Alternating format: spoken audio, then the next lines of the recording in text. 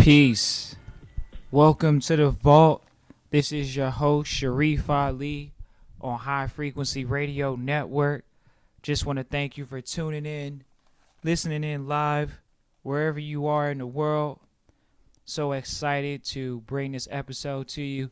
Once again, you're listening to the voice of Sharif Ali on High Frequency Radio Network.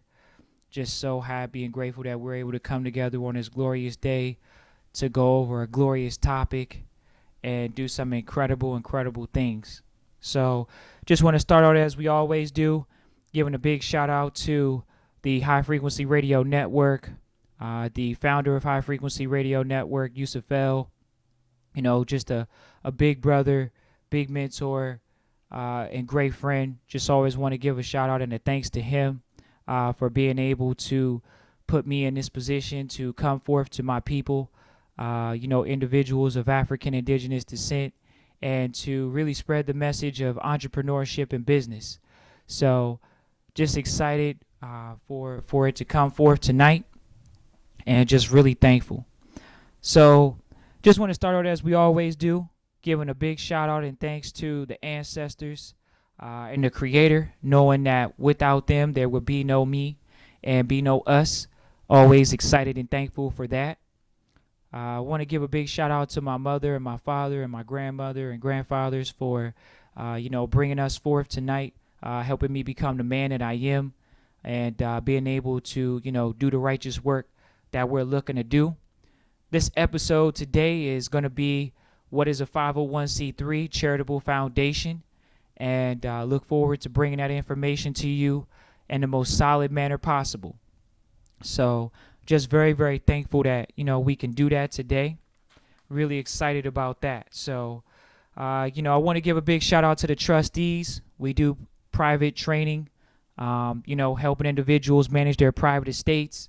We know that we have a lot of individuals that, have private estates and want to maintain their privacy and get what we call back into the private, knowing that, most of the stuff that's going on is the public, and that's all well and good, but the private came before the public. So really excited about helping individuals get into the private, because, individuals always talk about the Black Wall Street, and we just really want to help individuals rebuild that. And the way we're going to be able to rebuild that, not have the same situation happen again that happened before, is by actually doing it in privacy, which is perfectly fine, perfectly legal, and that's the most important thing.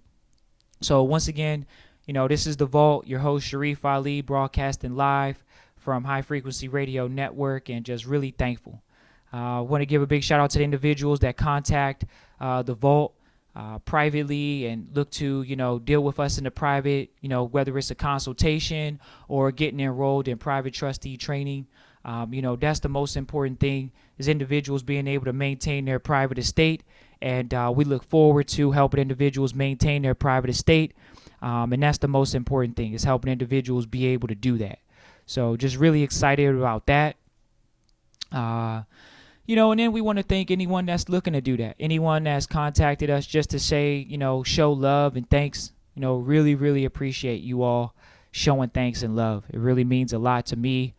This is my charity for African indigenous descent people. I know that we do have a broader audience, but I always want to say that, this is why I started the show, is for charitable purposes, because I feel like, going to school and getting a 4-year degree to learn some of the things I've learned, you're not even going to learn in a 4-year school. So, we're going to move forth on that. But I do want to start out with, as we always do, with some current events. We do have an actual event coming up with High Frequency Radio Network and The Vault and the other shows that are on the network. We are going to be doing an event with Taj Tariq Bey, an elder in the community. Just so excited that we are going to be doing an event with this gentleman, very big in the Moorish community, into the nationality community, and just really thankful that we were able to get this individual with an event. It's going to be in the Northeast region, in the Jersey area. If you all want to get the details, that you know how we do it at the Vault. We basically do RSVP only. We only do private events. We are into private wealth preservation. We're into utilizing private wealth strategies, and not just private wealth strategies, but private status strategies now. dealing with the brother Taj and the other individuals that are going to be at this event. You know how I do it. I make sure that we have the best of the best at these events. And we're going to be putting on an event with Brother Taj up in Jersey, and that's going to be in June. So if you want details on that event, please feel free to email us at hfrn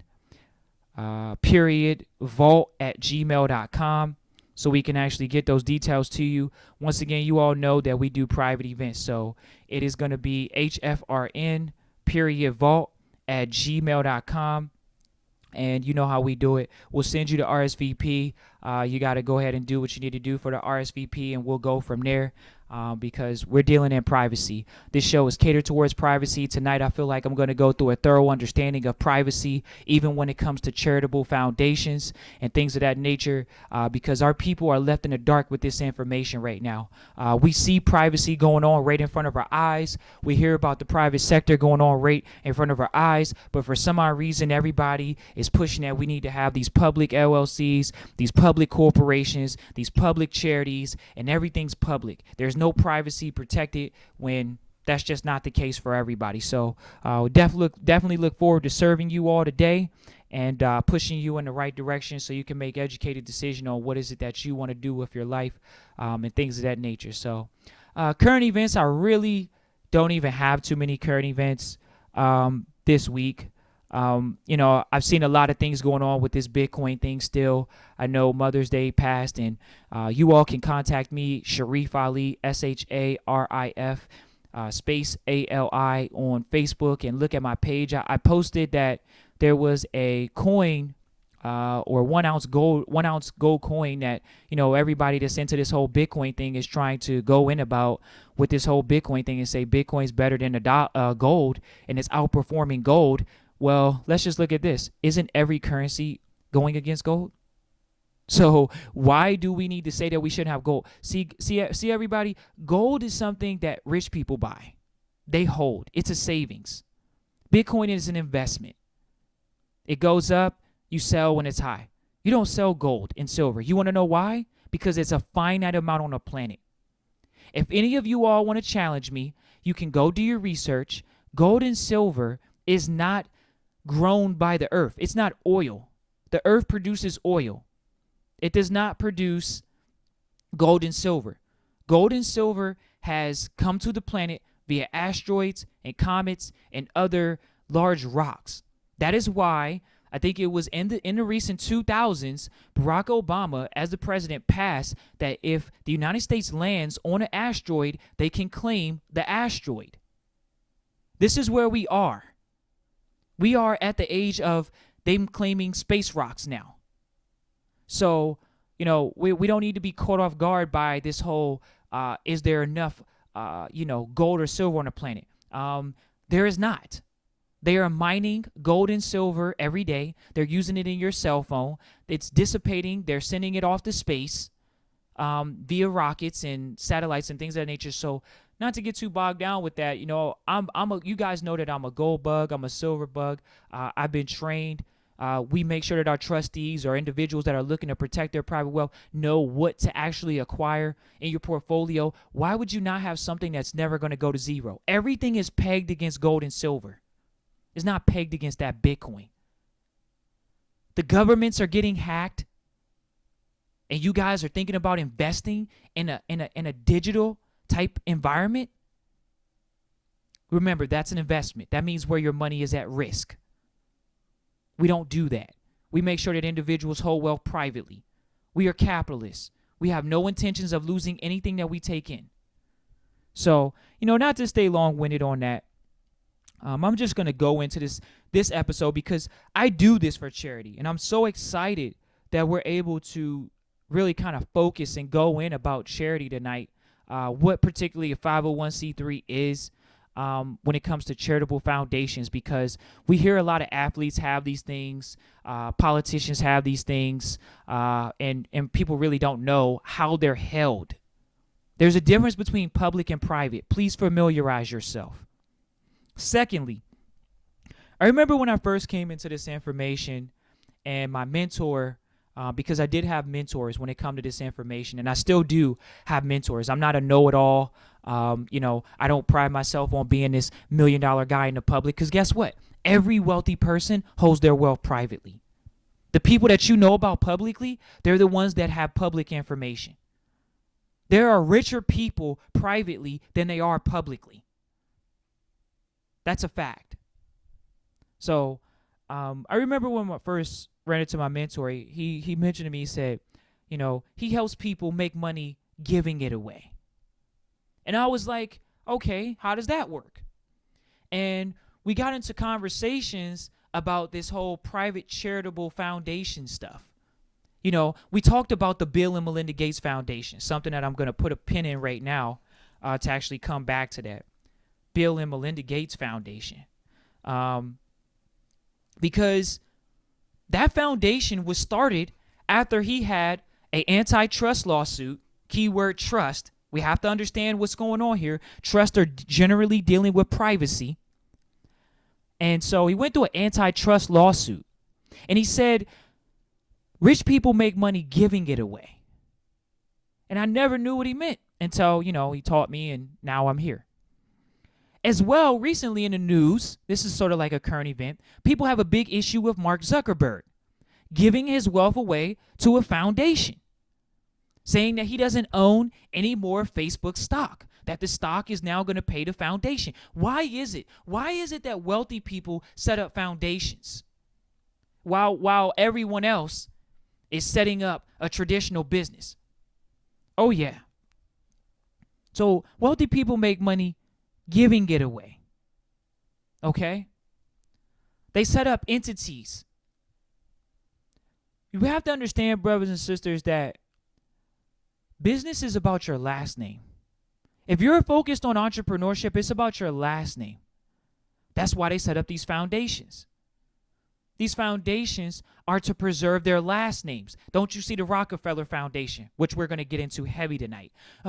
Don't you hear about the Carnegie Foundation, which we're going to get into heavy tonight? The Rothschilds.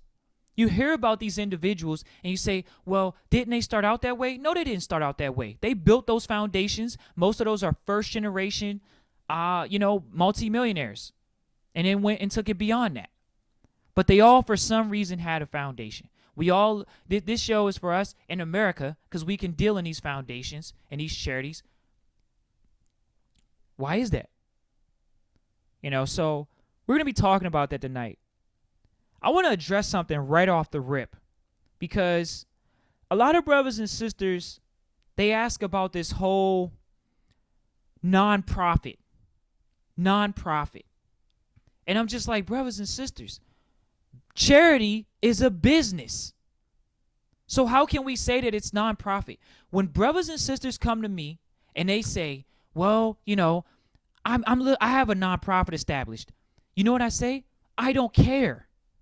Because you're in business to make money. You're in charity to give money away. How can you be in charity to not get money to give it away? So we need to get rid of this vestige, this thought process of nonprofit. Here's what I'm going to say to you. Let's look at 501c3 tax exemption. Because that's what I hear. That's what I think. Does your organization have a tax exemption? Can it accept monies in and give people a tax deduction? That's 501c3 status. Now, when you come to me and you talk about some whole, this whole nonprofit, I don't know what that means because all I want to know is did the IRS send you a letter in the mail that said you are considered a tax-exempt 501c3 organization? If not, I don't care because it's about charity. And charity means people can receive a tax deduction for giving you money. Same thing with a church. Same thing with a school. You're supposed to receive a 501c3 designation as an entity to actually have people give you money and they can receive a tax deduction. If that's not the case, what's the point of calling yourself a nonprofit? Those things are irrelevant. So I wanted to address that early. This whole I have a nonprofit. I got my nonprofit started. Okay, so you're trying to tell me you can't draw a salary as a CEO? You trying to tell me that Mark Zuckerberg doesn't draw a salary as the CEO? You think that Bill Gates doesn't draw a salary from his foundation as the CEO of the foundation? Stop kidding yourself. Yes, they still draw funds from the company. It doesn't mean that the company is flat broke. It means that the company allows people to get tax deductions when they give to the entity. It means that the entity is set up for the public. It's for the benefit of the public. Here's another one for you, brothers and sisters. Charities are supposed to be set up to lighten the burden of government, because government is a form of welfare. It's a form of social welfare. It's actually a form of involuntary social capital. Involuntary. Why? Because as a jobber, you have to give money away to the government before you actually make it. Well, guess what? In charity, you actually can give people a tax deduction, which means you take money in, and then you can use that money for charitable purposes, and it's tax exempt. It says that in 501c3. It says it's a tax exempt entity. It doesn't mean you're personally tax exempt. It means the entity is tax exempt. That's what I want to point out to you. So, we have a lot to go through tonight. I'm going to be on the computer off and on, and we're going to make sure that we're doing it the right way. So if you're just joining us, thank you for tuning in to the Vault on High Frequency Radio Network. We're definitely going to be going over tonight 501c3s, charitable entities, making sure that individuals are abreast of what this entity has the capability of doing. You all know that Sharif Ali and the Vault, we deal in privacy. We're focused on maintaining our private affairs. So let's kind of go into some of what's considered, I guess you would say, private. Because there is public charities, public foundations, but how do we maintain our privacy as private people? Well, Sharif, we talk about setting up a trust, but what about our charitable givings? Do they have to be public? No. We can actually set up private foundations. Oh, wow. We can? Yes, we can. Why? Because this is where we're going to go to. The same law that those states are depending on for their state charities, we're going to go to the state law that says no state will impair the obligation of contracts. You can rest assured, Sharif Ali knows that private law is contract law. Contract law is private law. So we can set up a private contract, which private people do, which rich people do. That's why you don't even know how they set up the foundation. It's because they set it up as a private family foundation. It's private. You don't really know what's going on. The only thing you see is their tax return for it. How much money they took in as far as donations and how much they spent that year. Private foundations. But it's still charitable. Why is it charitable? Because it's for the benefit of the public. So when I'm talking to you all and you say, oh, I want to be sovereign, or, oh, I want to maintain my privacy. Okay, how do we maintain our privacy? We set up private contracts. We go to the IRS. We let them know, hey, we want to benefit the public. That's how we become a charity. Why? Because we're for the benefit of the public. Our private organization is for the benefit of the public. Period. Private family foundations. We can easily go to the Rockefeller Foundation. It's a private foundation. We can go to the Rothschilds Foundation. It's a private foundation. We can go to the Carnegie Foundation. They're private foundations. Well, what makes them a charitable foundation? Because they're for the benefit of the public. And that's why the 501c3 designation is what they're allowed to get. Even though they created a private contract, guess what? They're for the benefit of the public. They're here to help the public out. Isn't that what the Bill and Melinda Gates say they're doing right now in Africa by giving out vaccinations? The Bill and Melinda Gates Foundation says they're giving out vaccinations in Africa to benefit the people over there. It was set up by them privately, but it's for the benefit of the public. That's how they were able to get the 501c3 designation. That's why they're able to take in monies and give people a tax deduction. It gets real scary how powerful these foundations are. Why? Because they're running the social fabric of the society. How are they running the social fabric of the society? Here we go. I'm going to lay it out for all my brothers and sisters that are into this whole HBCU rhetoric. This whole HBCU mentality. You all can go look up one of the easiest individuals. Booker T. Washington was very famous for getting Caucasians with their foundations, the Roswell Foundation, to actually give to Tuskegee University. But here's another one. I was talking to some individuals on Facebook earlier today, and they were, talking about, well, was it started by an African indigenous descent person? Okay, no, it was not. It was started by Rockefeller. Rockefeller gave a thing called an endowment to his pastor, to the school itself. He named it after his pastor. You all can go look this up. Rockefeller started Morehouse University. But oh, no. I'm not going to leave you on that one. I don't want you to be feelings hurt if you went there. And it's interesting because one of the individuals that commented on the post on Facebook, they actually said that, oh, yeah, everyone knows that. So why are you calling it an HBCU? Because we are predominantly going there? So, Spelman University is named after Rockefeller's wife. That was her maiden name. Wow, did I hurt your feelings? I just want to bring new information so we can be educated. Same thing with Hampton and Howard. We were given donations to start these schools so they could help us get out of what was considered at that time rural living. So we can become urban. So we can become industrialized. But Spelman University was not started by no sister.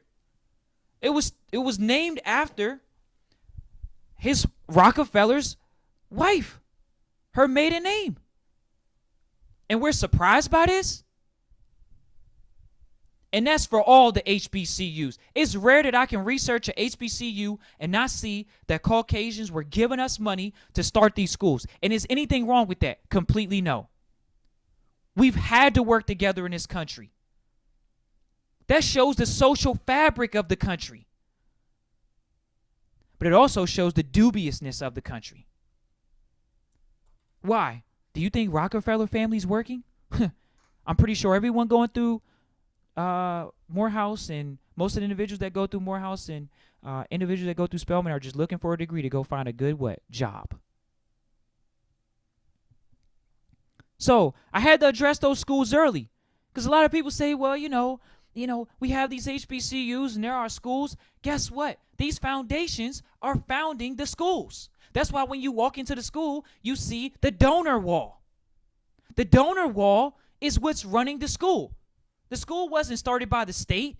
The school was started by a private family through donations, which most of the time are considered endowments. Endowments. What is a foundation, though? See, a lot of people say, well, what's the foundations for? Why do rich people start these things? Did Bill Gates start it for a tax shelter? Yeah. But also, it allowed people to get tax deductions for him starting a charity. That's what they're for. That's what wealthy people are using them for, whether you know it or not. They're not just using it to go out and say, oh, I'm doing some good. But guess what? I think that we should be doing some good with these entities because that's what they're for. They're for the benefit of the public. Do you want to know how the Rockefellers are controlling the public education via a private foundation? The Rockefeller Foundation started the it's called, I want to quote it because they changed it in 1950 or 1960s where they called it the Board of Education, but in the beginning it was called the General Board of Education. And then they changed it to the Board of Education. You all can go look this up. It was started by Rockefeller and the foundation that he has. That's who started the public education system that you know it today. And how is it being controlled? Through a private family foundation, through a charitable foundation, through a 501c3 foundation. Why? Because he set his wealth up. Because guess what? I mentioned to you in the beginning of this episode, charity is a business This was a businessman. He was a free market capitalist. You all can look up this information. Yes, Rockefeller started an actual foundation. Not only did it start that, it like I told you all, you can see the foundation founded 2 HBCUs, Morehouse and Spelman. He also founded what? The Board of Education that most people's children is going through in the public right now. Do you want to know why these entities are private? Because they're not letting the public know. They create public institutions to benefit the public. So the public gets what information these private families want them to have.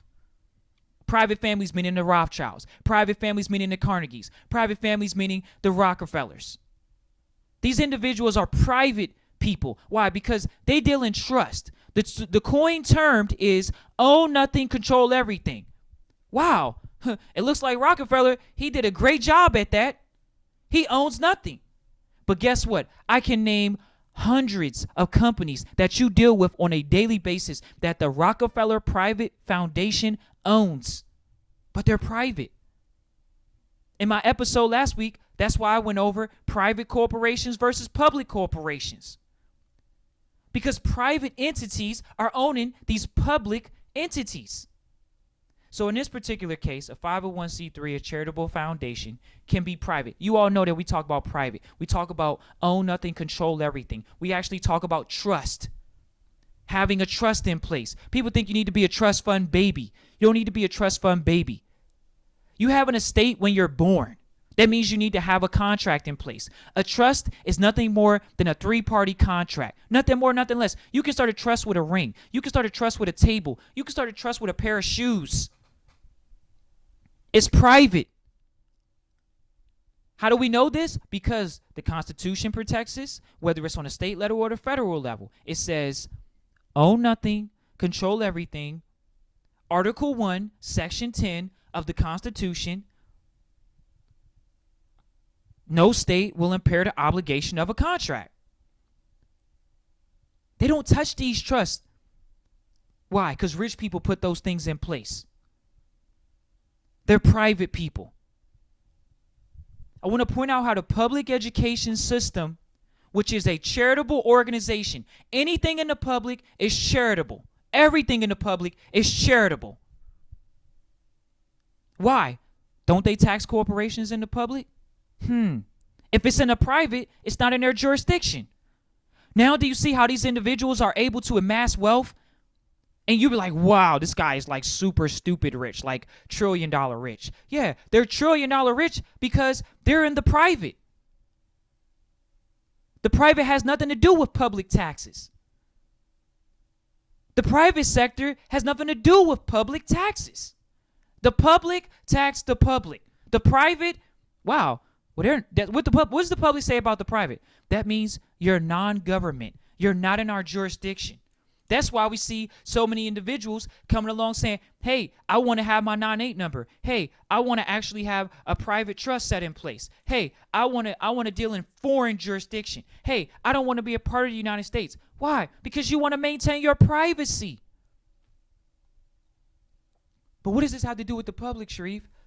It has to do with the fact that these charities, which is just a piece of paper, it's a contract, is set up by private people. Such as the Bill and Melinda Gates, such as the Rockefellers, such as the Rothschilds. They're private.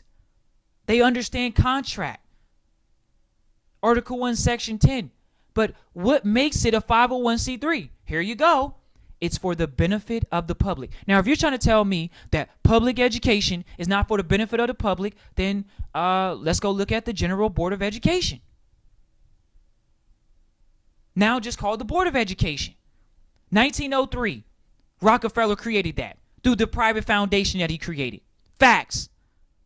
Now we can either choose to keep operating in the public and say, hey, you know, we got to work hard. We got to work hard. Yeah, as soon as Zuckerberg got rich, what did he do? He created the Zuckerberg Foundation.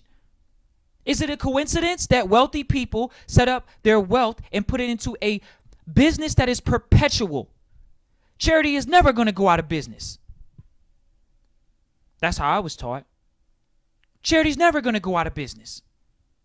Your wealth is supposed to be set up as a charity. You own nothing, control everything. Be in the best business in the world. Charity. That's why I'm doing this show. It's for charity. So, we have to wise up, brothers and sisters. Here we go. I'm going to do something for the Moors. Because these are the individuals that say, oh, Noble Drew Ali, he set up this trust for us. Cool, here we go. Let's stick the iron in the fire. If he set up a trust, then why aren't you dealing in trust? That's the first issue. You are supposed to be set up as your leader is set up. And not depending on some other man to give you their trust. Because in trust, you deal in secrecy. You deal in privacy. So, okay, let's keep digging deeper into this Noble Drew Ali trust, the whole private trust that he set up that supposedly holds all the land for all the indigenous African Americans inside the United States that we're supposed to be able to live on. Okay, he had this private contract, because that's all a trust is a private contract. So he had this private contract, and it's supposed to be registered up in Chicago. And now we started this private organization as a 501c3. So now you can see how he actually could have set up a private trust as a private charitable entity. He knew contract law. So he set up a private contract. He went and applied to the IRS and said, I need a 501c3 designation. Why? Because I'm here to help out the public. I'm here to help my people come out of her. That's his philosophy. Oh, but see, don't think Noble Drew Ali was the wisest. Don't you guys remember Fard Muhammad and Elijah Muhammad of the Nation of Islam? Isn't their organization a 501c3 organization? Yeah, and how well have they duplicated their success? It's private. These are set up as private organizations that are here to benefit the public. See, people in positions of power, they're not here to let you get a leg up. They're here to keep you at the level of knowing what they want you to know. And I just mentioned to you all that when Rockefeller set up the General Board of Education, now the Board of Education, that's how the education is being controlled privately through a foundation. Same thing with the foundation that's dealing with the Morehouse or the Spelman. When you set up those entities, isn't that school a public school? Yeah. Cool, there you go. Now you see how the education is being controlled by private individuals, private families. They're not working. The Rockefellers ain't working. The Carnegies aren't working. The Kennedys aren't working. You know the Kennedy Foundation is out here. You all know that. So I just want to, make sure that we're all on the same page with this whole public and private thing. We can never get past public and private. But guess what? You don't have to feel limited. Because people say, when I come into the private, I'm going to go private, and then I can't get back in the public. I can't do anything in the public. Well, yes, you can. Oh, a lot of people say, well, I hear this is the most asinine thing that someone can say to someone. You have to start a business before you can start a charity. Charity is business. It's the best business to be in. The best business to be in. Why? Because people are going to need charity forever. Forever. As long as we live in a system, and this is a system. There are other systems in the world. If you don't like the United States system, then go to another system. There are systems called capitalism, communism, socialism. Well, guess what? You live in capitalism. And in this system, it says there are going to be haves and have-nots. And the whole government and a political situation is set up to give to the have-nots because they have not gotten up and given to others. So they're still got the handout. So for the Moors that are disappointed that Noble Drew Ali, and he has the 501c3, and that's not a legitimate thing. Yes, it is legitimate. It's a business. He had to set it up for the benefit of the public because he was dealing with public people. But guess what he did it in? He told you the entire plan the entire time. He said, I have a trust. He said, don't deal in your old name, the one that the government has control of. He says, deal in your private name and your new name. Well, guess what? A name, if you go look in the Black's Law Dictionary, which is an actual dictionary, 1 through 10, they're on the 10th edition. This is what lawyers use, so you don't need to feel weirded out when I'm talking about this. The Black's Law Dictionary, which is so cool, is called Black's Law Dictionary. That's what lawyers use. That's what judges use. They use a Black's Law Dictionary. The Black's Law Dictionary says a name, when I say your old name versus your new name, a name is nothing more than a corporation. We're dealing in corporate entities, business entities. We do not need to be weirded out by this. You are never in commerce. That's why you have to have a number. But you think you have a number. No, your entities have a number. Because you can go start another name, another entity at any time, and guess what? It has to get a number. Every entity has to get a number. So, when we deal with these entities, we have to know that citizens have social security numbers. Private families, names, foundations, they preserve their wealth with their last name and they go get EINs. That's called an employer identification number. They don't use socials.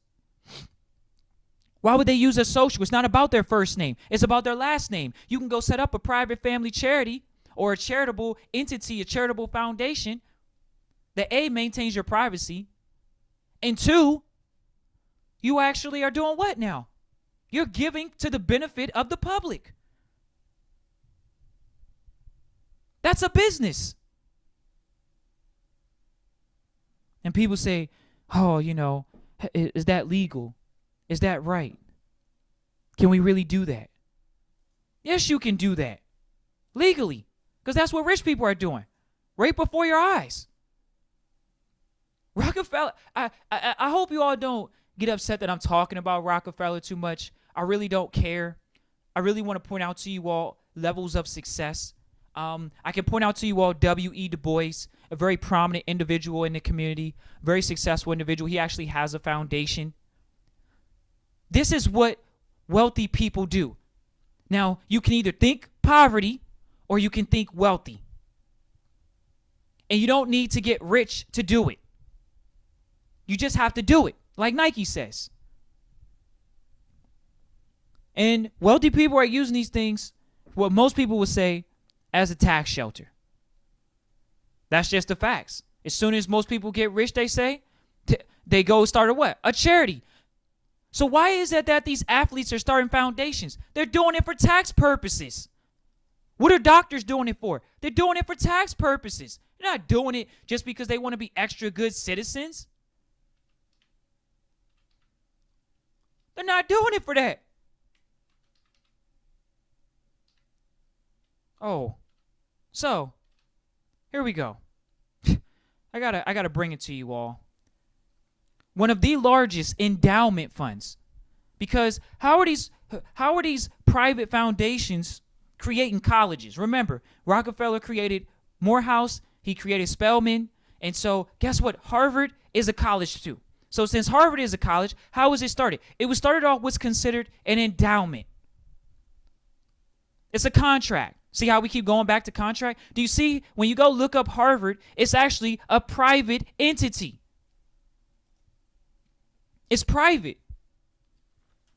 So we're going to get into how this college, for the public benefit, because all of us, if you're in the public, then you can go to the public school. But guess what? It's a private school. Not because me and you can't afford it. It's private because it was started by a private foundation. Private foundations. When you walk into the school, you see the donor wall. Well, what's the donor wall? You think these people gave their money away? You think T. Boone Pickens gave his money away to Texas and he didn't create an endowment? No. No rich person is going to give their money away freely because they're that good of a Samaritan. If that's the case, there would be no poverty in America. Our people in America, African Americans alone, spend $1 trillion a year. That is a fact. You can go look that up on the internet right now. 2017, they're spending $1 trillion. Spending $1 trillion.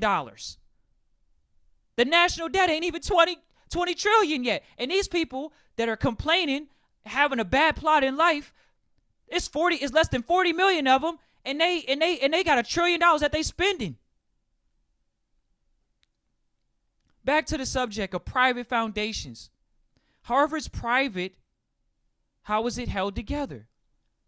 By its academic endowments. Harvard has a private management team. They manage these donations, but they're not just a donation, they're an endowment. Because that's what these 501c3s can do. When you get into a private charity or a charity, you can give an endowment. When you give the endowment, guess what? You can create a relationship with other charitable entities. And that's what Rockefeller did with Morehouse. That's what he did with Spelman.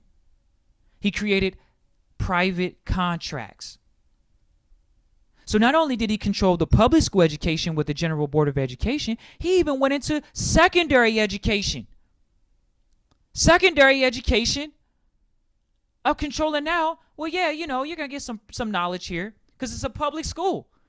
But you're not going to know how I'm privately running this school, how I'm privately controlling the education. That's where we are, private education. But everybody wants a public education. That's controlled by who? The involuntary social capital. It's involuntary, remember? You don't get a choice whether you pay taxes. You got to pay taxes because you're in the public. But guess what? There are private people controlling things through private corporations, through private charities. So I just want to point out the private aspect with the public aspect. That's what I want to point out. Because we can talk about public charities all day. Yeah, you can go to a public lawyer. They'll help you set up a public charity. But guess what? In the public comes public rules and public statutes. I know a lot of brothers and sisters that want to do good for our community, but they want to maintain their privacy. So how do we help them do that? We have to get them into private entities. We have to get them into private charitable entities. They have to know the right of contract. That's what they have to know. They want to own nothing, control everything. Why do you want to own something? There's a death tax. As soon as you die, you're going to have to pay taxes. Well, guess what? If you don't own anything, how can you pay taxes on something you don't own? But everybody wants to own something because that's what you've been taught in the public. The public tells people, own something. Why not control it? Ownership goes to liability immediately. If you just control it, you can be a trustee. Why do you think these churches, why do you think these schools have a board of trustees? Because there's a trust contract controlling that school. Because there's a trust contract controlling that entity. You all know about the NFL. You all know about the NBA. A lot of you all are spending your hard-earned dollars that you were taxed in the beginning for in the public and giving to the NFL, which is a charitable entity. You all can go look it up. The NFL is considered an association. It's a private contract between private families that are doing benefit for the public. It actually has the 501c3 designation, but because of the years and people wanting to do research, they've kind of it still falls under the umbrella of 501c3 because they are considered to be what they say doing charitable work. Why do you think the teams don't own the stadiums?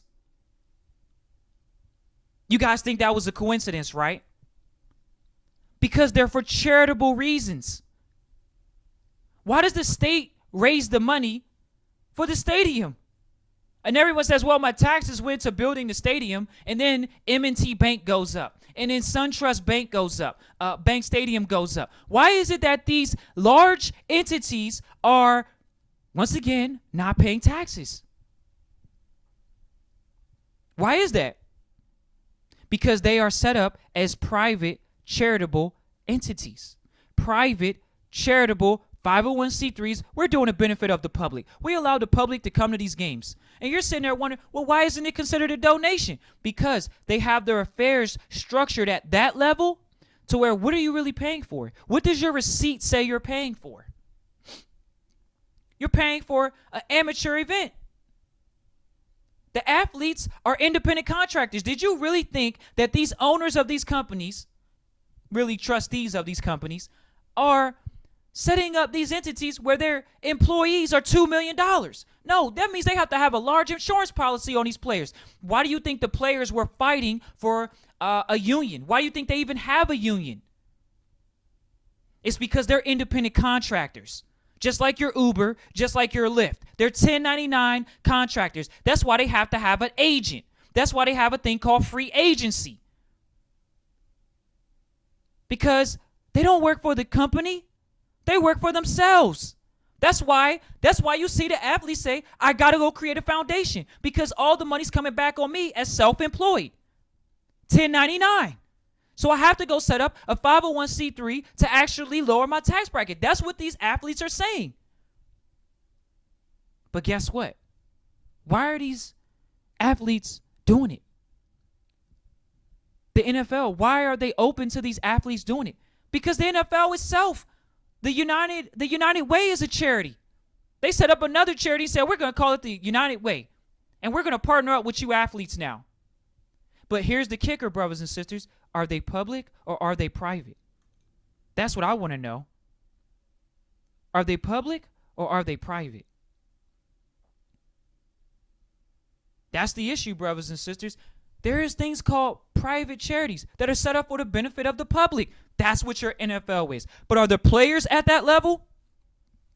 You want to know why most players aren't? Because they have a public lawyer. Because they have a public charity.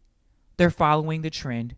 I need to lower my tax bracket as an athlete. I'm making way too much money. I'm getting killed in taxes. I'm a 1099. A lot of people say, oh, you're 1099. That means you're self-employed. Yeah, that means you don't work for the actual team you're playing for. That's why they can cut you, because they're working off contracts. And what is contract law? Private law. Hit the books. It's private. It's contract. But what did they do? They went and set up a public charity. You can set up a public charity as a private individual. Go set up a public charity to benefit your neighborhood. This is how we will maintain control of our neighborhoods. This is how you maintain control of wealth. Because you set up charities. Isn't the ghetto considered to be a charity? It's for the benefit of people that supposedly can't take care of themselves. How about I drop this bomb on you all tonight? You can go look this up. What is that? Family law is private law. So that means that everyone that's dealing with child support in the public, they're in the public charity now. The public charity called, what is that called? What do they call it? Child support. Child support is a charitable trust, a charitable foundation. Just like Social Security is a charitable trust. It is a charitable entity. It takes the money from the greater and gives to the good of the people that say and claim that they don't have as much benefit. That's what's going on here. So now you can see how families should be dealing with these things in contracts. And contract law, private law. Family law is private law. So if your family wants to do some type of work, it's supposed to set up a contract privately. And what can it say? How does it get the 501c3 designation? The IRS says if you want 501c3 designation, it has to be for the benefit of the public. And they give you the things that are allowed to be for the public. Now you can see how these sports agencies, these sports leagues are set up as charities. That's why I think that the NCAA is having that's why people that are trying to sue the NCAA, it's not going to happen. We need to pay the athletes. This isn't a business. It's a charity. They're making too much money off them. Did you forget that these colleges are set up with private endowments? private contracts? Did you forget that they're set up by private families? Did you forget that they are public entities for the benefit of the public to come get a public education? Not to come in there and turn their public institution into a profitable institution, because they're saying that they're not a for-profit business. They're saying that they are a charity, which means they're here for the benefit of the public. They're giving people subsidies to come to school to get a public education. But then you got schools like Harvard that are right there in the forefront saying, yeah, we kind of played that game too. Yeah, we're for the benefit of the public, but private families are here to, we're going to set up some private contracts called endowments. And we're going to control the education that way. And not only that, we're not going to control just private Harvard educations. We're going to control the Morehouses, the Spelmans, and a lot of the HBCUs. The Rockefeller said that. Because they wanted to help out young Negroid women and men, women of color, men of color, to actually get a public education. See, they were private, and then they created a contract with Morehouse and Spelman to say we're going to give them a public education. Keyword public education. That means it's limited. Because guess what? You were supposed to be educated by your family. And guess what? Family law is private law. That's why child support is in the public. And the only way they know how to make someone pay child support is if you go to the public office and apply for it publicly. It's a public fund. It's charitable. The private fund is the private contract that you say, if anything goes wrong, like a prenup, if anything goes wrong, there's a private contract in place. That's in trust. So when individuals ask, hey, how can I set up my affairs? You're supposed to set it up in the private. So let's go to Harvard's endowment. Harvard's endowment alone, it valued in 2015, we're only a couple years off. It's at $37.6 billion. The fund is so big that the dividends alone from the investments that are made, the dividends alone could pay for all of the students that enroll every year. So that means the students really don't even have to pay. The dividends from the donations that they've received over the years could pay for the new students enrolling. And I'm pretty sure and pretty confident that mainly every other college could do that. Now, of course, Harvard is an elite one. It's a private one. It's elite. So, a lot of the HBCUs, they may not be on that level of $36 billion. But you all can Google Howard University's endowment fund. You all can Google Morehouse's endowment fund. And then you can see the largest contributor to the endowment fund was the Rockefellers. So he's controlling the education that's going on in the school. And what did he teach people to do? To work hard, get a good education, so you can get a good job, and work at his steel mill, or work for any of the derivative companies of his companies and his family's last name. Same thing with the Rothschilds. They start these things for the benefit of the public. They could pay for all of their students enrolling every year. Not only does this endowment, when you say, well, what are these private charities, what can they do? Are they just for the benefit of the public? No, this is actually an investment management fund. I'm going to say that again. It's an investment management fund. That means they're taking in the donations as a college and actually investing the money. They're investing it in real estate. So, wow, charities can own real estate? Yes. And do you see how these people are generating money for the school tax-free? Because it's an exempt entity. It's exempt. 501c3 says it's tax exempt. So these individuals are creating wealth privately because an endowment can be set up in perpetuity. You all can look this up. Private charities can hold assets where the assets pay a dividend back to the school and to the family. Why? They're the ones that gave the school the money in the first place. They're the ones that gave the money to the hospital in the first place. Of course they can set up a private contract because you don't know about it. And they can do what? They can get money back. Why? It's tax-free. That's what these families are doing. Private families. So if you want to, work hard, go to school, get an education, think it's all about getting money, these individuals are making money, like my mentor said, giving it away. They're making money giving it away because they have a system in place. They understand the system. They're willing to go learn privately how to develop a system. That's why their children aren't working. After the first generation, Bill Gates' children ain't working. Zuckerberg's children ain't going to work.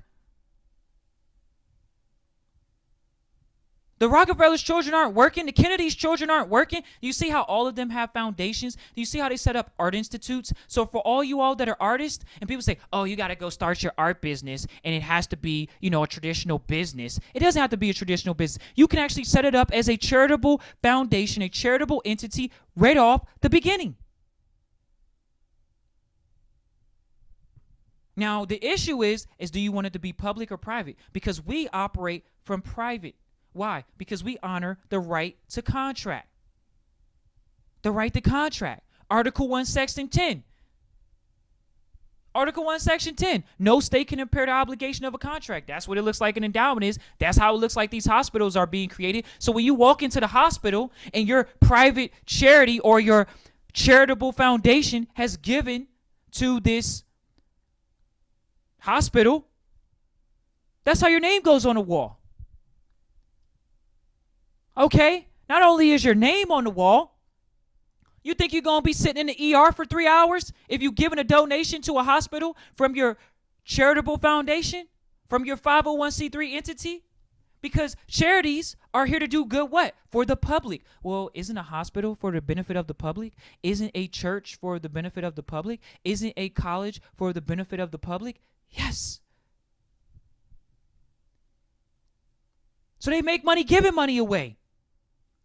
We're going to take the money from our charitable givings, as we all should have charities, and we're going to give it away to a hospital, our local hospital. How much more stronger would our hospitals be in the local areas that we live if we were giving monies away to the charities such as the hospitals? I doubt you'll be sitting in the ER too long. I doubt you'll be sitting in the ER at all. Why? You gave money away. You're helping them stay alive. You're helping them advance medical technology. Same thing with the college. But instead, you want to pay. I know why, because you've been taught to own everything. You own the money that's in your pocket, so you're going to spend the money that you own. And keyword spend. You're not going to invest. When you give to a charity, it's an investment. That's why they give you a tax deduction. But they don't call it an investment. Why? Because it's for the benefit of the public. It's for the benefit of the public. But guess what? That charity, once it has it, can go make investments. And you can also receive money back from that. Or your entities can receive money, or your charity can receive money back from that. These are contracts. We deal in contract law. It's private. It's that simple. You give to a college, but you got to give the right way. A taxpayer, they say, can give away, individual taxpayer, a jobber, can give away, I think, 30% of their money tax-free. So that means you can give money to the school. But guess what?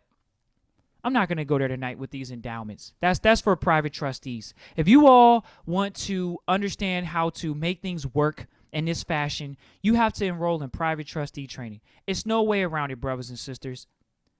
We cannot be in the public giving our game plans away. The Rockefellers are barely giving it away. They're sitting right in front of your face telling you that, hey, we have a foundation and we gave to the Morehouse and we gave to the Spelman, but you still don't know how we're set up and you still don't know how our children are not working. You still don't know how we're holding billions of assets in our Rockefeller Foundation privately. You still don't know how we were able to give to Princeton and Yale and Harvard privately and still maintain our wealth. You don't know that. And you don't need to know that. I'm going to Google right now for you all the largest foundations, charitable foundations in the United States. So give me a second here. I'm gonna pick that up for you all. So that's how I'm gonna do this real quick. Just give me a second. I'm gonna make sure that you all know the largest foundations. These are the entities that are giving money away and making money right before your eyes.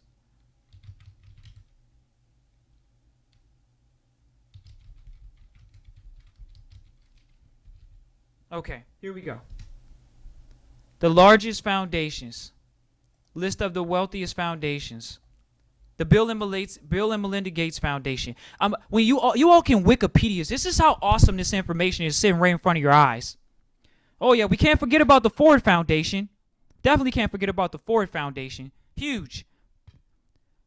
You all will go to Wikipedia. You'll see where it's located. They may or may not say that it's private. But the one thing you can rest assured is it says endowment. Wow. Once again, why do we keep going back to the word endowment? Because it is set up in privacy. It's set up as a contract. Bill and Melinda Gates Foundation. It's a non-operating private foundation under 501c3 status. Brothers and sisters, please don't let this information pass you by in your life. These individuals know what they're doing. The Bill and Melinda Gates is private. Okay? I love you all. I want you all to go out and prosper and treat the world just like they're treating you. Everybody's using Microsoft. Cool. But guess what? Bill Gates ain't making no money off Microsoft. The Bill and Melinda Gates Foundation is. Well, how did the money go from a public corporation, which you think is a public corporation, which it's not, just because they're publicly traded and they're selling shares to you? Because if you're the shareholder, that means you're the owner because you're receiving money. He's not. The money's going directly to his what? His private family foundation. It's not just a private foundation. It's called a non-operating foundation. We're going to move on to the Ford Foundation. The Ford Foundation, even more private. It barely gives you any information on it. It just tells you who founded it. It doesn't tell you the type. How is it funded? Through grants and funding. Really? Where are you getting money from? Where's the money coming from? I ain't donating to the Ford Foundation. You want to know how the Ford Foundation is making money? It's coming from the Ford Corporation. The Ford Corporation. This is what wealthy people do. They set it up where they're corporations, which you think are public corporations, which are really owned by private trust. That's why they're private corporations in the public.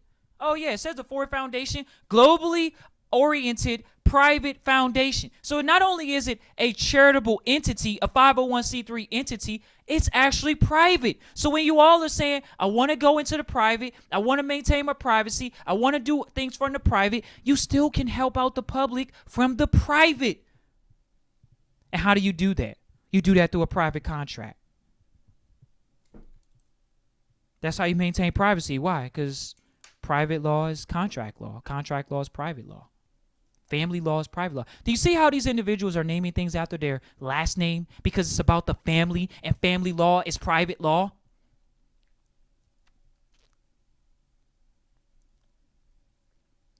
It's real simple, brothers and sisters. Rockefeller Foundation. We don't even need to go there. I've been talking about them all night. The Duke Foundation, the Duke Endowment. They don't even call it they don't even call it. See how they can name it what they want because they're private.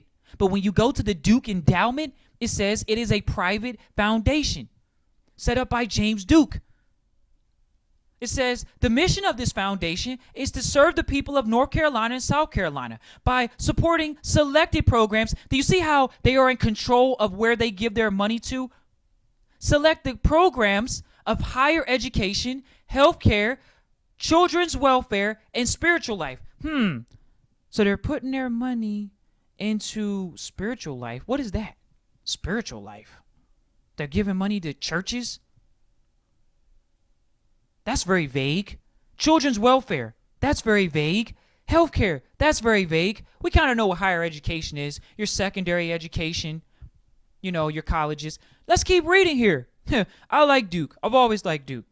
James Duke Endowment, the foundation. It says it was founded in 1924 with $40 million. Here we go. I'm pointing out to you an indenture of trust. Please don't skip that. Duke specifically wanted the endowment to support Duke University, Davidson College, Fordham University, Johnson C. Smith. Oh, wow, this HBCU that everybody, let me see. Let's go see if this is an HBCU, because I'm pretty sure when I was going and looking at these colleges, oh, yeah, here we go. Johnson C. Smith, a private, okay, historically black four-year university. But James Duke was the one that founded it through an endowment. And James Duke is a Caucasian. So it's really not founded by African Americans. They are the ones that benefit from it. It was set up for them. It was set up for African American children's welfare. Johnson C. Smith. Why is it privately owned? Because James Duke, the Duke endowment, they made sure that, oh yeah, it's going to be in our control, even though you guys are going to be going. Okay? The endowment was established by a trust indenture. You all can go online and actually look at the trust indenture. They actually have the trust indenture online. Now, if you all think that the trust indenture is fully online, once again, it was set up by a private family. It was set up by a private man. It's a private contract. But this will give you an example of what a private trust for an endowment looks like. This is amazing. It's not that long. It's not that long. Take the time out to read it. Now you know how to set up your private contract. So when I hear these guys in the public, I'm not even going to name no names for brothers and sisters that's in the public talking about they want to start a college for our people, for African indigenous descent people. Oh, I want to start a college for African indigenous descent people so we can create a private college for you all. You know, how do we set up this private college? You set up the private college just like the Duke endowment was set up. You set it up as a private foundation. How do you do that? You got to go to private trustee training. That's what you got to do. That's the one thing I'll say. You got to set it up as a private foundation. And you know, if you all want to kind of have some better understanding of that, you all can contact me and our team at hfrn.vault@gmail.com so we can help you all and direct you all in that process. I would not be putting out this information. I would not be talking about this information if I was not abreast and aware of what is it that I'm talking about. I wouldn't even have been able to bring this private information or what's considered to be private to you all right now, because otherwise you wouldn't have known about it. I wouldn't have known about it. We wouldn't have known about it because it's private, remember? But guess what? We can talk about this because I'm talking about what you think is public only. You think that Duke University is a public school. It's a private foundation-owned school. It's right there on Wikipedia. It's right in front of your face. Because the private mirrors the public. The public mirrors the private. The private came before the public school. The private was established by private families. Period. It was started by private families. Duke, James Duke, Johnson C. Smith. Please do not make me go in about these HBCUs. I love it. But these HBCUs were started and helped predominantly by Caucasians. They are managed by those individuals. There's nothing wrong with that. Go get yourself an education. It's all well and good. But when we start talking about the facts, these schools were started by endowments that were given by wealthy Caucasians in the early 20th century. It's that simple. That's 501c3 for you. That's 501c charitable foundation for you. That's how private families are operating. That's how you can maintain your privacy and still help out your fellow man in the public and get the 501c3 designation. And that's what we're here to do. We're going to be doing an event in Jersey on, you all can contact us at hfrn.vault@gmail.com to get the details. You all know how we do it. We operate in privacy. We operate with RSVP only. There's no showing up at the door getting a ticket. It's private reservation only. See, this is how private people operate. They maintain their privacy. I'm not here to do anything illegal in the public. It's not even like that. You know, you all know Sharif Ali is an entrepreneur. I'm here to help out my people. This is charity. Oh, do you see how now I have it set up? So I'm excited. I'm thankful that we're able to come to have these type of conversations in the public. I'm just really thankful that High Frequency Radio Network and the Vault was able to partner up and do this because it's important. We're going to have Brother Elder Taj Tariq Bey going over this private trust, this private family foundation, or at least just a private trust that Noble Drew Ali was talking about, the charitable entity that Noble Drew Ali was supposed to be helping individuals out. We have to go over these things. It can no longer be a secret. I understand that privacy is a secret, but at the end of the day, brothers and sisters, we can talk about this. This is, as long as you're maintaining your privacy and owning nothing, controlling everything, you don't have anything to worry about. How am I going to be charged when I don't own anything? It's control everything. No need to own it. Just like these private foundations or these charitable foundations, they don't own it. Guess what? Who's the beneficiary of this money that Duke set up in perpetuity? The public. The public's benefiting from his endowment. And that's why the average individual is still paying for school. Because they don't know how it's set up. So, I'm going to open it up to the phone lines. I look forward to questions and answer right now. If you all want to call in every week on High Frequency Radio Network, you all can call in 424-222-5250. If you're listening over the internet, you all can call in, ask questions. You all can press 1. If you have any questions right now, I would love to take some questions and get people rolling. If it's your first time listening, I would love to hear from you. If you're an old-time listener, I love hearing from you. It's always appreciated. So I look forward to answering some questions, possibly about this whole situation that's going on in America that people are sitting here wondering, well, how is it that the country is being controlled and run? You all think this is a myth. This isn't a myth. This system is simple. It's almost too simple. So I'm going to go ahead and we're going to crank this out and move forward with some questions here. 424-222-5250. You all can press 1 to ask questions. I'm going to the phone lines right now. We're going to open it up to 717-0900. Peace, you're on the line with Sharif Ali on the Vault, High Frequency Radio Network. Who am I speaking with? Hello, this is James Bowman. How you doing? Peace, peace. Who am I speaking with again? This is James. How you doing? Peace, peace. I'm doing great. How you doing tonight? Where you calling from? I'm calling from Harrisburg, Pennsylvania. Peace, brother. I've been sitting back listening. Peace to you too, my sister. I apologize for the lack of, actual recognition. Hey, brother, just to be direct with you, I'm a man, brother. This is Sharif Ali. Well, okay, Sharif Ali. I don't see you. I'm listening to you on the telephone, and maybe it's coming through a little bit, different in my frequency area. I apologize for that. No worries. Peace. Let's go. All right, peace. So what I'm saying is you're talking about this public trust and you're talking about the private trust. What I'm saying is, what I've been thinking about is how can you exactly establish yourself to be in position to work and employ for your family, and not have the worries of, because you're tackling one situation and, another situation arises with these governments or, these road Nazis or whatever you got them. And I'm just trying to figure out how I would do that so that my family don't get harmed by putting things into a private, or would that be just a little bit too late because of a situation that has arisen with these corporations through me, as far as going public and private? You know what I mean, sort of like. Right, so you can create private contracts and put those things in place. That's the issue. Right. Do you have a private contract that you can enforce in the public?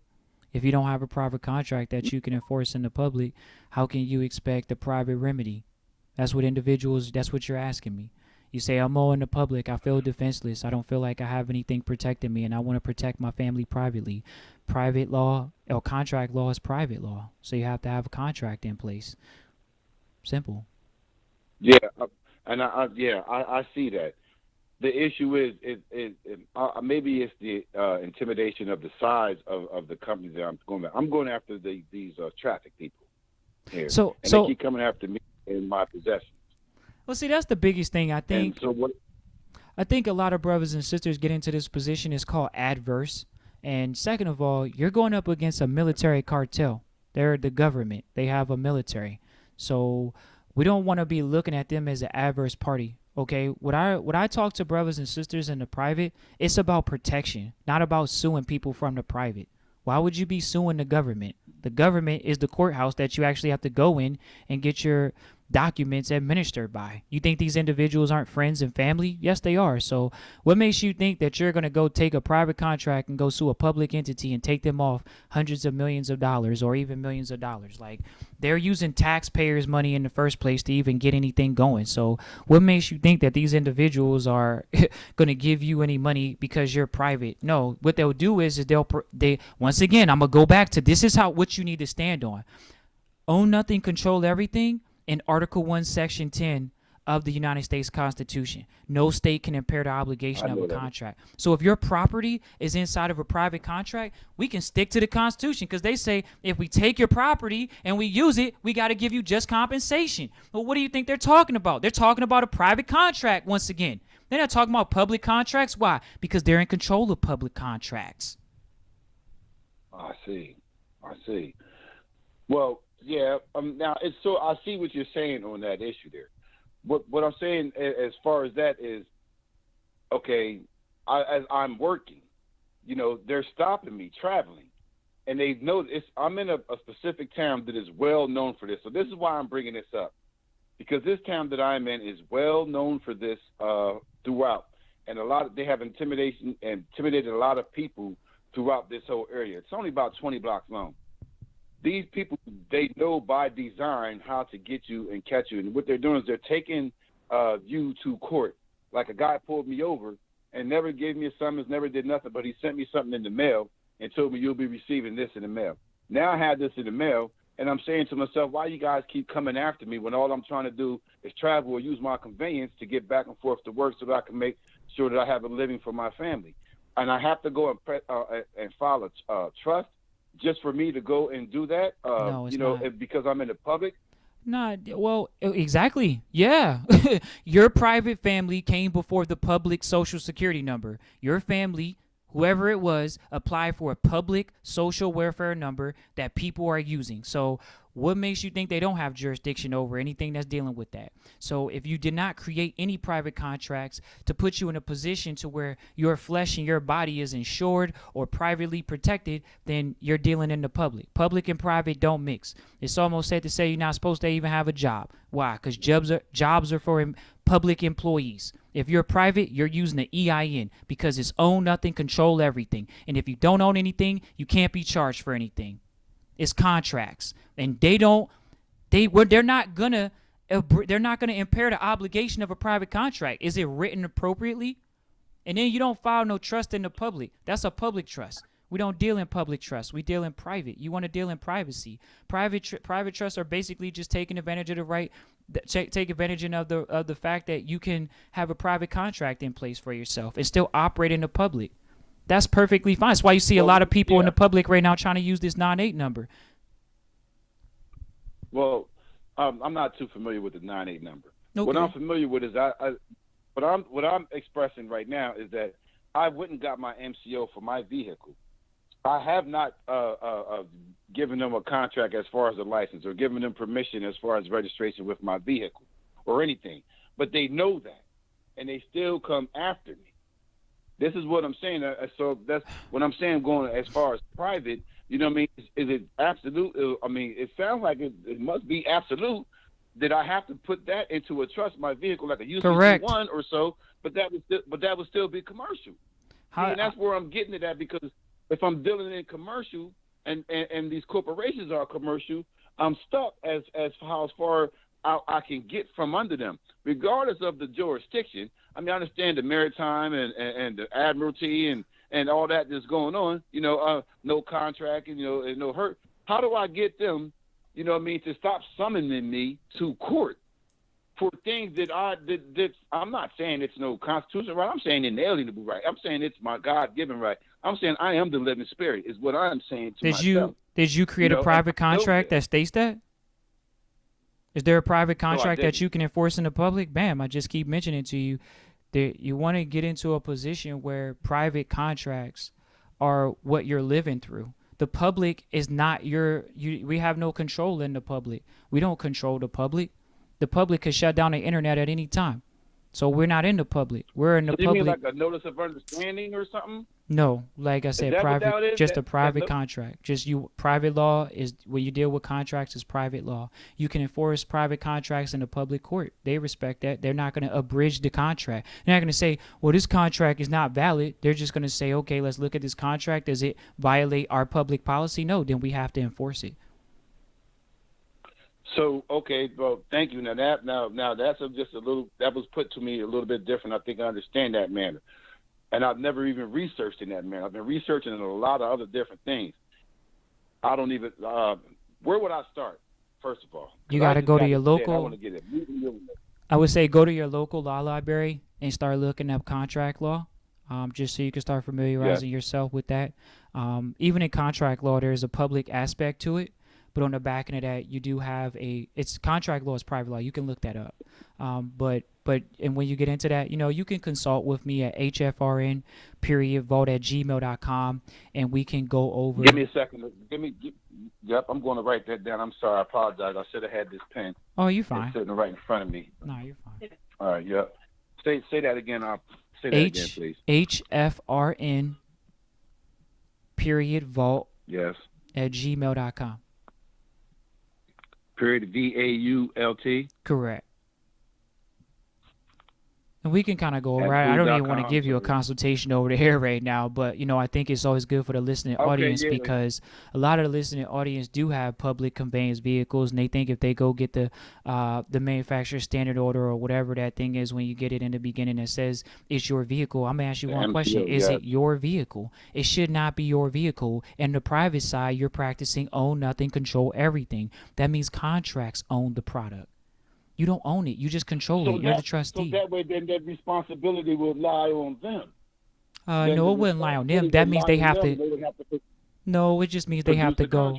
Well, yeah, exactly. They have to produce the contract with the private entity that owns it. So that's where you start seeing things change a little bit. That's how things change. Just because private entities, they don't have any jurisdiction over private entities. That's why the public is public and private is private, and they do not mix. They don't go into the private. Gotcha. That's out of their jurisdiction. Oh, right. Oh, thank you. You've been, hey, brother. You've been insightful. I'm sorry for all the questions I had to give you all at once and everything. That's why I do. I was just trying to get a little bit better understanding. Yeah, most definitely. Now, if possible, if I hit you up with this letter, I'm gonna give you a nice little question or two in the contact way. Maybe we can consult a little bit more once you're done conducting your business or so, or at your earliest convenience, and just give me a little bit more enlightenment, please. Oh, for sure. That's what I do the show for, is to help our brothers and sisters. Really. I mean, I'm just talking about public and private, man. It's not something that we can't talk about. You hear the presidents, and I'm talking about the private sector. It's like, well, they're not telling you what's really holding the private sector up. What is the private law? Why is the private law so mysterious? And that's because they're in the public. They have no jurisdiction over it. It dawned on me the way you were saying how they, and it dawned on me the way you were saying how they set these charities. Because when you set in charities, it still has to be, like you said, an EIN.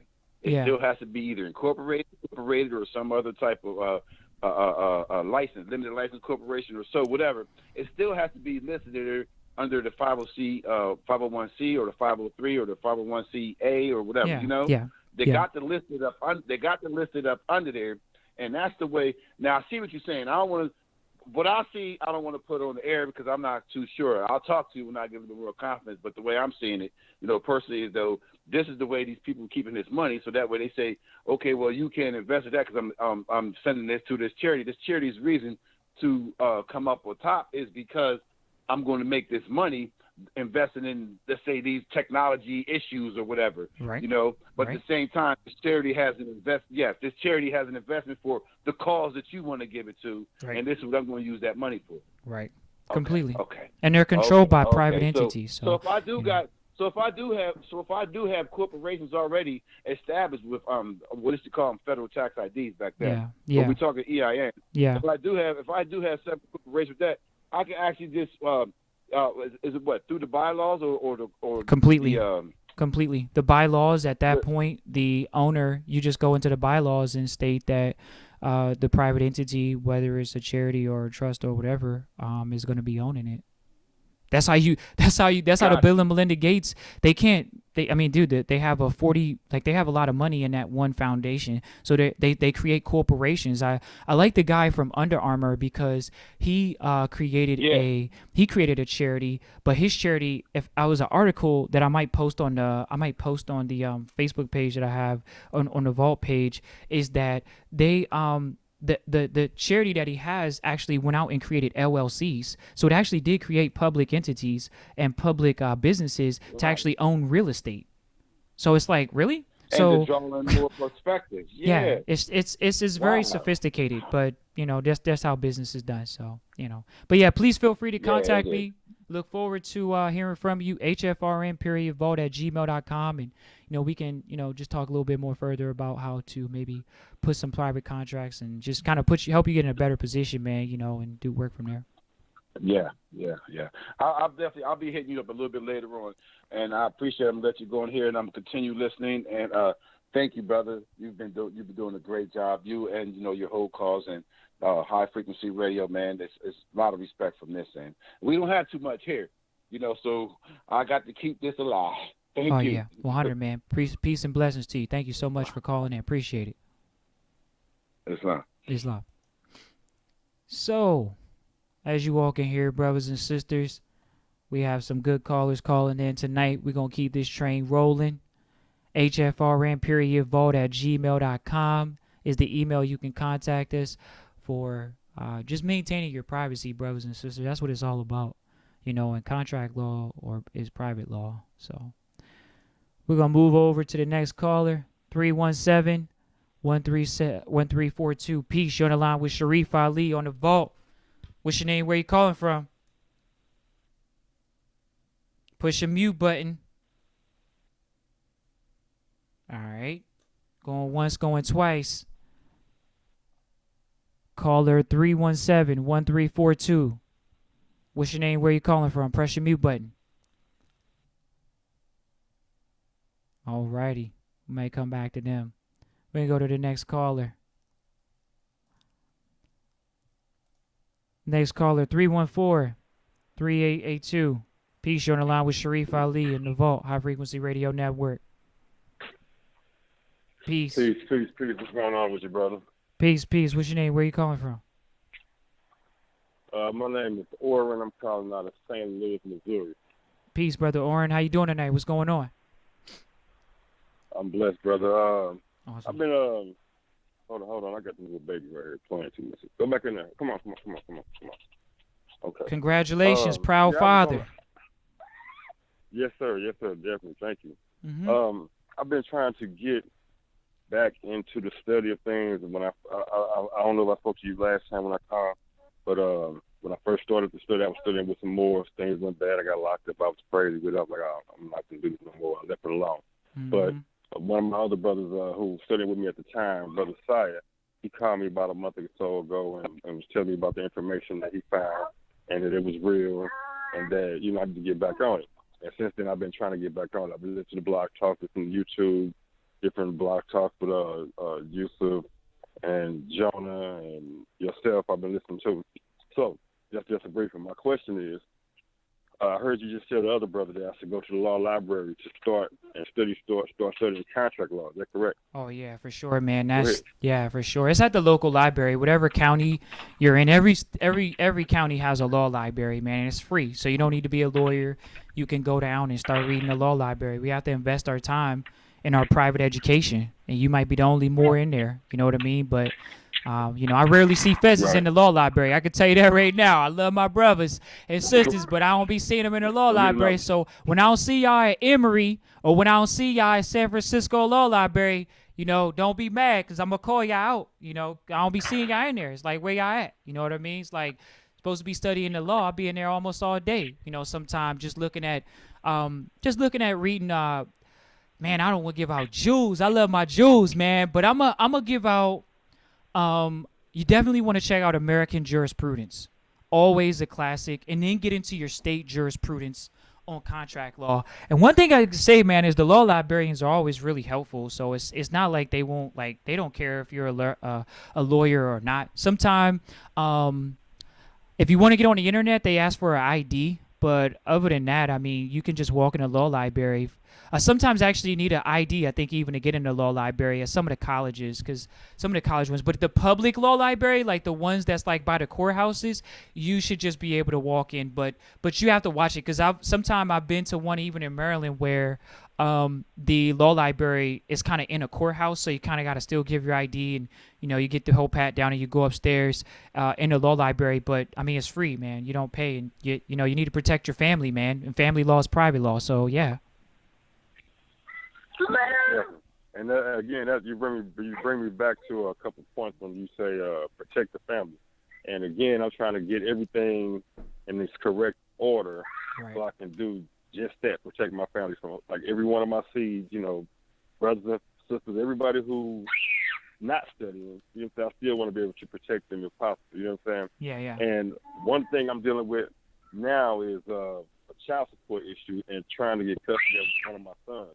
Mm-hmm. His mother had a accident or some type of accident where she had brain surgery or whatever. So just like a week ago, his grandmother told me that they were trying to see if she was fit to take care of the children, mentally fit or whatnot. And so what I know her mother's trying to do is get custody of all the children. However, I've been dealing with his mother not letting me see him for a very long time. I'm talking like since he was like 4, he's about to be 12 now. Okay. So it's like every 6 months I see him, and he don't live that far from me. You know what I'm saying? She play a lot of games. But the point is, again, sir, I'm trying to get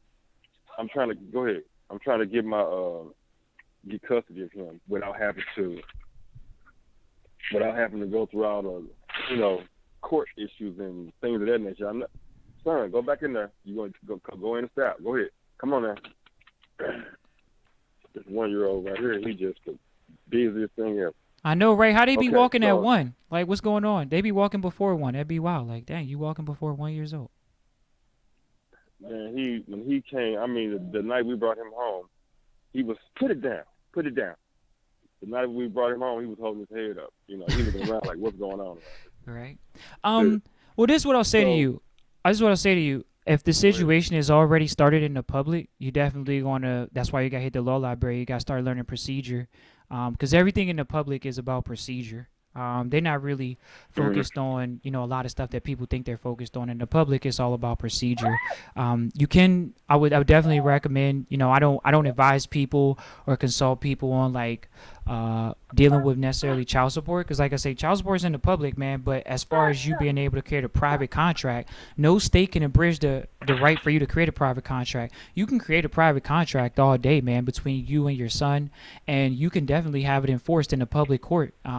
It's just the thing about it is, like you say, you just might have some issues already with the public side that they're going to try to enforce their public contracts and statutes against your public stuff. And that's where, if you are swift enough and able to say, okay, I understand that they can't stop me from using private contracts, and they're not going to even impair my contract and what obligations this contract has in it, then you'll know how to maneuver. So I would definitely recommend, like I say, you get into the law library, you reading case law on not just case law, but really reading private contracts, so you can say, okay, remember, I'm gonna just be honest with you, brother, and this is unfortunate. In the public, children and people are considered property. Are we on the same page? Yes, most definitely. That's why I'm Okay. trying to So, prevent that. so what they'll try to do is they'll try to divert you to property law, which we don't deal in, because it's not just property, because they're going to try to confuse you with real estate. Well, real estate's movable. When they want to deal with real property, it's not always movable. So when you're dealing with humans, which we're humans, man, they're trying to turn people into property because that's what they have jurisdiction on. But when you are able to put things in place that are private contracts that say, hey, this is what is really going on here. This is a human flesh child that I actually need to be caretaken for, and whatever state created artificial document that you have that was created from a private individual that says that there's a public individual, I'm here to enforce against that. And there's things that can change at that point. A lot of people use the UCC as a public remedy, because once again the public is is the public. So the UCC is the law that protects contracts. That's why they call it Uniform Commercial Code, but really it's the law of contracts. It deals with it deals with debtor and creditor. So when you look at the UCC, it's dealing with a creditor who is the quote unquote owner of the property, and that's where you're going to get into once again contract law, because if you're looking to own something, then you're going to be liable for it. So it's definitely about how you set up the contract to be able to say this entity is taking care of this person and they need to be in this person's jurisdiction, because that's a private jurisdiction, not a public jurisdiction. And that's challenging if you don't know how to set it up. I don't set those things up or deal with people. But like I told you, no state can impair the obligation of the contract in the first place. So you shouldn't be, thrown off by that and being like, well, I got to know what this contract looks like. It's not. It's like, go draft the contract, start dealing with it, go get it enforced, start getting your private contract enforced to see how they might try to impair the obligation of contract. Another thing I would tell you is you can still go to a public lawyer and ask them for advice about your situation. Let them know you're coming from a private perspective and how you're looking to have a private contract enforced in a public venue, because you can have a private contract enforced in the public venue. That's why the United States says that they don't impair the obligation of contracts, because they allow private people, if there was a dispute between me and you and we had an issue over some money and we're private and we had a private contract, hey, it's a private contract, but now I need to take it into public so I can make the public put a lien on you and whatever property you got in the public. That's how they do it. So it's the same thing for you. You can create private contracts that are in your favor, and as far as the private perspective goes, not just the public. So that's how I would kick that to you. Okay, and if I could ask you one more question in regards to being private, like what would be one's first step to go into the private? Make a notice, or what should I do? Phew, that's a good one. Okay, so if you're in the public right now, for everybody, this is like an everybody type question. If you're in the public right now, you have no privacy, because you didn't write. There's no contract in place that says that this individual is a private individual. Now, you can do that in the form of a notice, but we prefer to, once again, not just put a notice out there and because the UCC deals with that as far as a public filing notice. But when you get into your contract, you're dealing with trust. And so the reason why we say trust is because not only do you want to deal with it from a private perspective of a trust, because the trust can not only protect you, it can protect your property. Because you never own the property is inside of a trust. And when you're dealing in private contract, that's what's going to help you and protect you and your property as well. So, a lot of people say, all right, I'm going to go private. Well, cool. When you go private, let's just say you put a notice out for yourself, you put it out to the governor, you put it out to the mayor. I'm a private individual. I'm private. All right, cool. Well, where's all your property going to be held now? Is your property going to be held inside of a private trust, or are you going to be holding it? What entity is going to hold it? An entity has to hold it, because if something happens to that property, they have to be able to come back and say, well, what jurisdiction is it in? Is it in a public jurisdiction or a private jurisdiction? And that's when you have to be able to put on the public record, if need be, that it is held by a private entity, and that's that. But if not, then remember, we live in a color of law system, which is presume and assume, correct?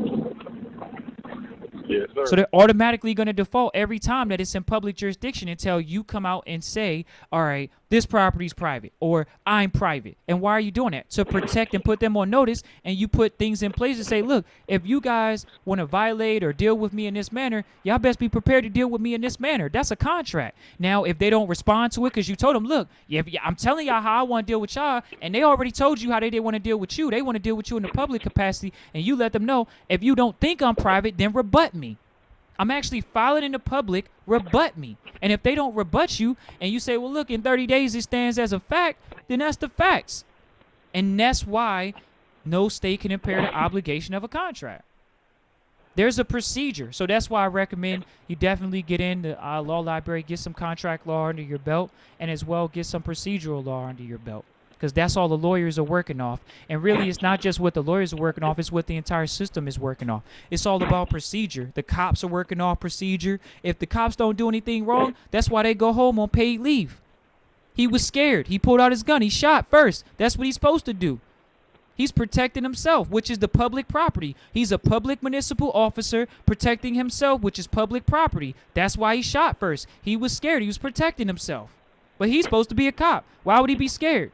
But that's what they're claiming. He didn't break the procedure. The procedure says if you feel threatened, then use force possibly. That's what the procedure is. That's how they're protecting themselves. They're protecting themselves through procedure. But you know that, okay, yeah, procedure's cool, but contracts ruled over everything. They can't impair that obligation to that contract.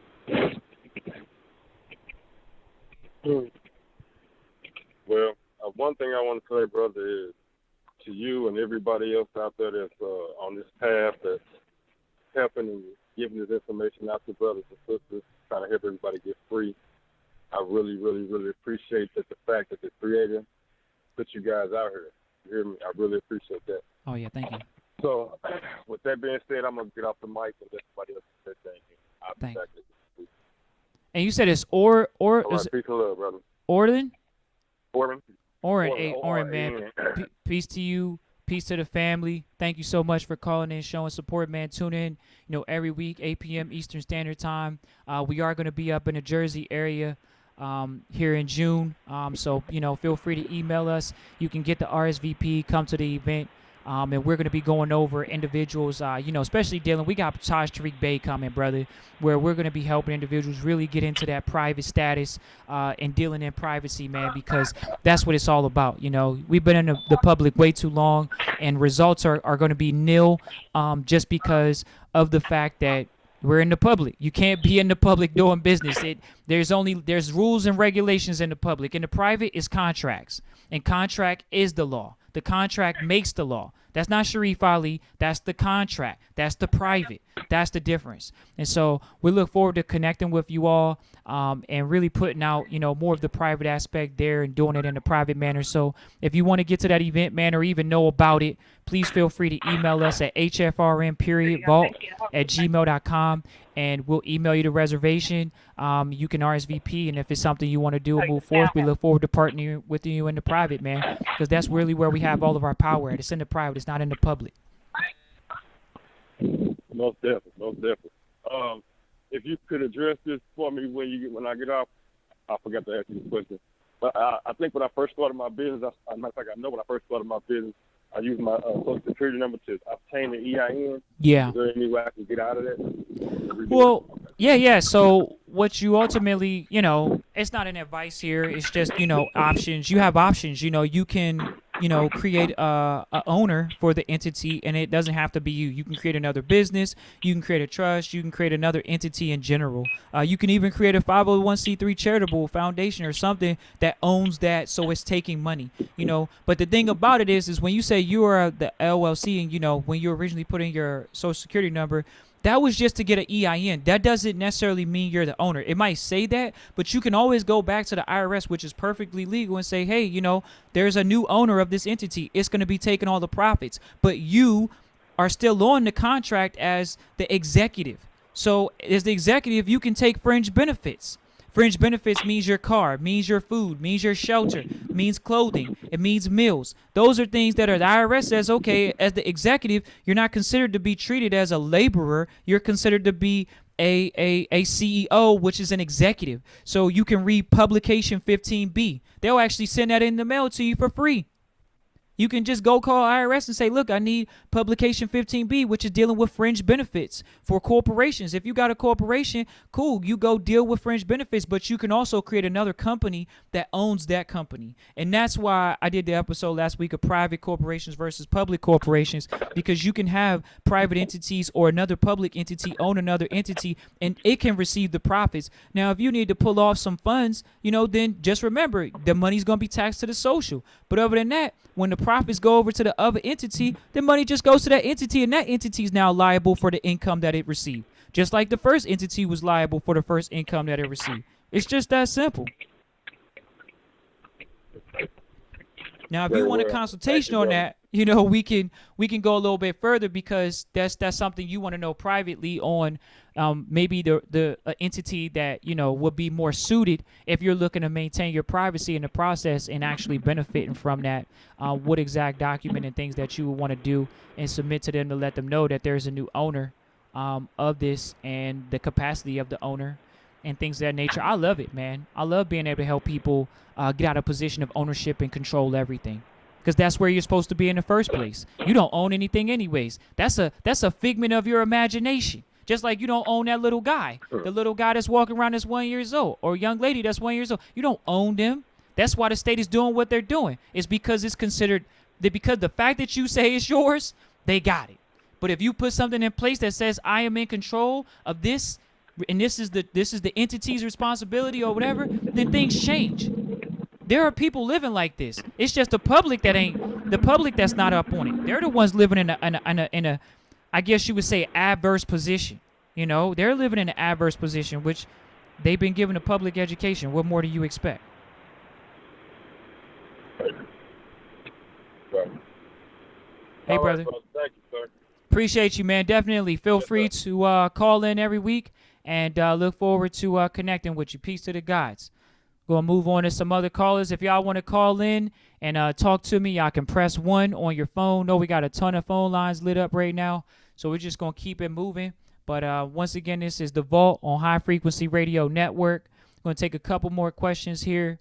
And if I know we kind of got off topic tonight about the 501c3s and the charitable foundations, but at the end of the day, I really wanted to break down that, these charities, even though they're for the benefit of the public, whether it's Social Security or whether it's, child support, all of those are still charitable entities.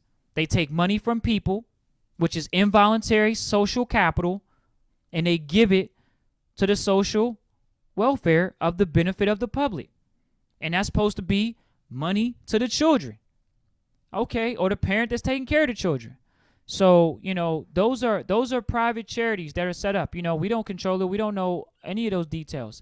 That's why it's not good to be a part of those systems. It's really important to be a part of a system that, gives you control and not so focused on ownership, and that's why we're in the positions we're in right now as a people. So, I definitely appreciate everybody calling in. We actually got about 10 minutes left in the show. And so I'm just thankful that we were able to have a great show, great callers.